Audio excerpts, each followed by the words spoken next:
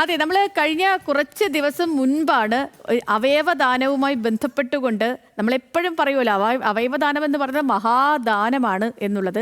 പക്ഷേ നമ്മുടെ ലോകത്തിന് തന്നെ മാതൃകയായ ഒരു പിഞ്ചു കുഞ്ഞ്, 10 മാസം മാത്രം പ്രായമുള്ള, 10 മാസം മാത്രം ഈ ഭൂമിയിൽ ജീവിച്ചിരുന്ന ആലിൻ എന്ന ഒരു പിഞ്ചു കുഞ്ഞിൻ്റെ മരണശേഷം അവളുടെ അവയവങ്ങളൊക്കെയും ആ കുടുംബം ദാനം ചെയ്തിരുന്നു. അപ്പം ആ വാർത്ത നമ്മൾ വലുതായി തന്നെ സംസാരിക്കുകയും നമുക്കൊക്കെ നമ്മുടെ നെഞ്ചുലയ്ക്കുകയും ഒക്കെ ചെയ്ത സംഭവമായിരുന്നു. അപ്പം ഞാൻ ഇത് പറയാനുള്ള കാരണം, ഈ കുഞ്ഞിൻ്റെ അവയവദാനം ചെയ്ത സംഭവം ലോക ശ്രദ്ധ നേടിയല്ലോ. ഇപ്പം ഇതിനൊക്കെ പിന്നാലെ പാലക്കാട് ഷൊർണൂരിനടുത്ത് ത്രങ്ങാലി എന്ന് പറയുന്ന ഒരു ഗ്രാമം, അവിടെ 100ഓളം പേർ മരണാനന്തര ശരീരദാനത്തിനും അവയവദാനത്തിനും സന്നദ്ധരായി രംഗത്ത് വന്നിരിക്കുകയാണ്. വാമനൻ സ്മാരക യുവജന കലാസമിതി വായനശാലയുടെ പ്രവർത്തകരാണ് സന്നദ്ധരായി രംഗത്ത് വന്നത്. നമുക്ക് ആ റിപ്പോർട്ട് കാണാം. ത്രാങ്ങാലിയിലെ കൊയ്ത്തൊഴിഞ്ഞ നെൽപ്പാടങ്ങൾക്ക് നടുവിൽ തലയുയർത്തി നിൽക്കുന്ന അക്ഷരകേന്ദ്രം, വാമനൻ സ്മാരക യുവജന കലാസമിതി വായനശാല. വായനയെ ജീവന തുല്യം സ്നേഹിക്കുന്ന അനേകം പേരുള്ള നാട്.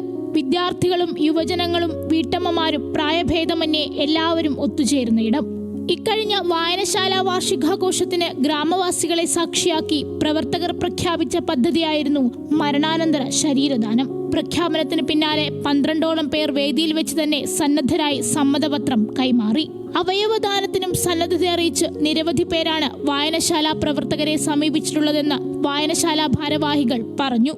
100ഓളം ആളുകളാണ് ഇപ്പോൾ ശരീരദാനത്തിനും അവയവദാനത്തിനും സന്നദ്ധമായിട്ടുള്ളത്. ഒരു വർഷം നീണ്ടു നിൽക്കുന്ന വ്യത്യസ്തമായ പ്രചാരണ പരിപാടികളിലൂടെ ഈ നാട്ടിലുള്ള ബഹുഭൂരിപക്ഷം ആളുകളെയും ഈ പദ്ധതിയിലേക്ക് കൊണ്ടുവരാൻ കഴിയുമെന്നാണ് വായനശാല കരുതുന്നത്. അതിനുവേണ്ട വിപുലമായ പ്രവർത്തനങ്ങളാണ് ആസൂത്രണം ചെയ്യാൻ പോകുന്നത്. വായനശാലയുടെ പ്രവർത്തനങ്ങൾക്ക് എന്നും പിന്തുണ നൽകുന്ന വിരമിച്ച അധ്യാപിക കൂടിയായ ദേവയാനി ടീച്ചറാണ് തനിക്ക് മരണാനന്തര ശരീരദാനം നടത്തണമെന്നും അത്തരമൊരു ക്യാമ്പയിനെ കുറിച്ച് വായനശാല പ്രവർത്തകർക്ക് മുൻകൈ എടുത്തുകൂടെ എന്നും ചോദിക്കുന്നത്. അങ്ങനെയാണ് കൂടുതൽ പേർ ശരീരദാനത്തിന് തയ്യാറായി എത്തിയത്. ഞാൻ ഈ ആഗ്രഹം വായനശാല പ്രവർത്തകരോട് പങ്കുവയ്ക്കുകയും അവർ അത് ഏറ്റെടുക്കുകയും ചെയ്തു.